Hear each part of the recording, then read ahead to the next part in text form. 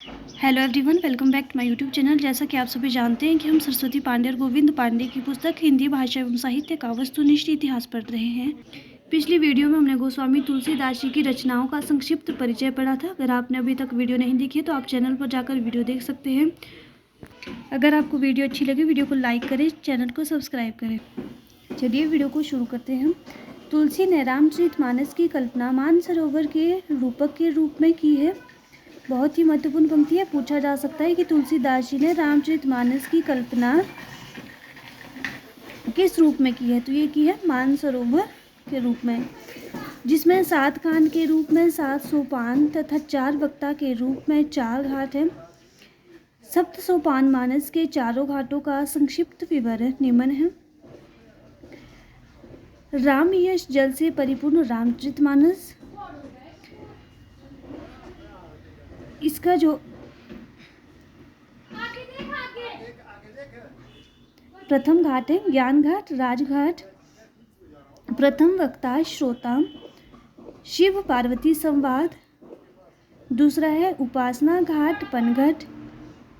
संवाद है काकभुशुंडी, गरुड़ संवाद। उसके बाद है प्रपति घाट, गाय घाट। संवाद है तुलसी संत संवाद। उसके बाद है करम घाट, पंचायती घाट।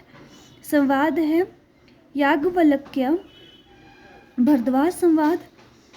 मानस रूपक तुलसी साहित्य का सबसे बड़ा रूपक है। ये भी बहुत ही महत्वपूर्ण पंक्ति है। पूछा जा सकता है कि तुलसी के साहित्य का सबसे बड़ा रूपक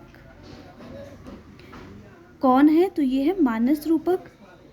अलंकार योजना के संबंध में तुलसी को प्राप्त उपाधियां निम्न हैं।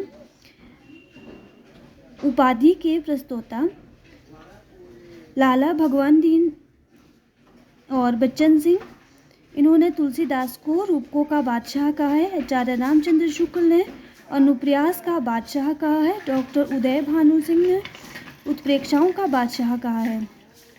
आपको याद रखना है कि किसने तुलसीदास जी को क्या कहा है। आचार्य हजारी प्रसाद द्विवेदी ने लिखा है, तुलसी का संपूर्ण काव्य समन्वय की विराट चेष्टा है। इस तरह के कथन भी बहुत ही महत्वपूर्ण होते हैं, परीक्षा में पूछे जाते हैं। पूछा जा सकता है कि तुलसी का संपूर्ण काव्य समन्वय की विराट चेष्टा है, किसने कहा है या यह कथन किसका है, तो ये है हजारी प्रसाद द्विवेदी का। रामचरितमानस पर सर्वाधिक प्रभाव अध्यात्म रामायण का पड़ा है। ये भी महत्वपूर्ण है कि रामचरितमानस पर जो है सबसे अधिक जो प्रभाव पड़ा है वो पड़ा है अध्यात्म रामायण का। तुलसीदास ने सर्वप्रथम मानस को रसखान को सुनाया था। तो ये भी बहुत ही महत्वपूर्ण पंक्ति है कि जो तुलसीदास ने सर्वप्रथम जो मानस है उसको जो है रसखान को सुनाया था। रामचरितमानस की प्रथम टीका अयोध्या के बाबा रामचरण दास ने लिखी। ये भी महत्वपूर्ण है कि रामचरितमानस की जो प्रथम टीका है वो किसने लिखी, तो ये लिखी थी बाबा रामचरण दास ने।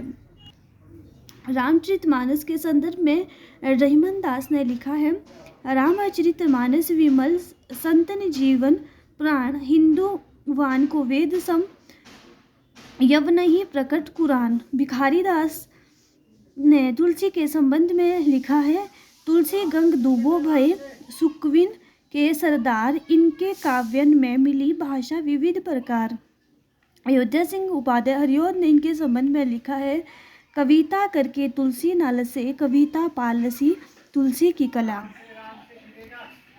आचार्य रामचंद्र शुक्ल ने लिखा है, भाषा पद्य के स्वरूप को लेते हैं तो गोस्वामी जी के सामने कई शैलियाँ प्रचलित थी, जिनमें से मुख्य है वीर गाथा काल की छप्पय पद्धति, विद्यापति और सूरदास की गीत पद्धति, गंग आदि भाटों की कवित स्वया पद्धति, कबीरदास की नीति संबंधी वाणी की दोहा पद्धति जो अपभ्रंश से चली आती थी, और ईश्वर दास की दोहे चौपाई वाली प्रबंध पद्धति। इस प्रकार भाषा के 2 रूप अवधि और ब्रज और रचना को 5 प्रमुख शैलियाँ साहित्य क्षेत्र में गोस्वामी जी को मिली। कौन सी 2 भाषाएं उनको मिली थी, अवधि और ब्रज। नाभादास गोस्वामी तुलसीदास के समकालीन राम भक्त कवि हैं। इनका जन्म अनुमानतः 1570 के आसपास हुआ था। नाभादास ने हिंदी में भक्तमाल की परंपरा का सूत्रपात किया।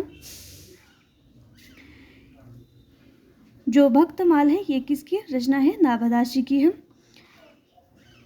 इनके गुरु का नाम अगरदास था।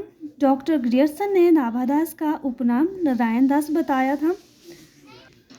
नाभादास ने सन 1585 ईस्वी संवत 1642 के आसपास ब्रजभाषा में भक्तमाल की रचना की।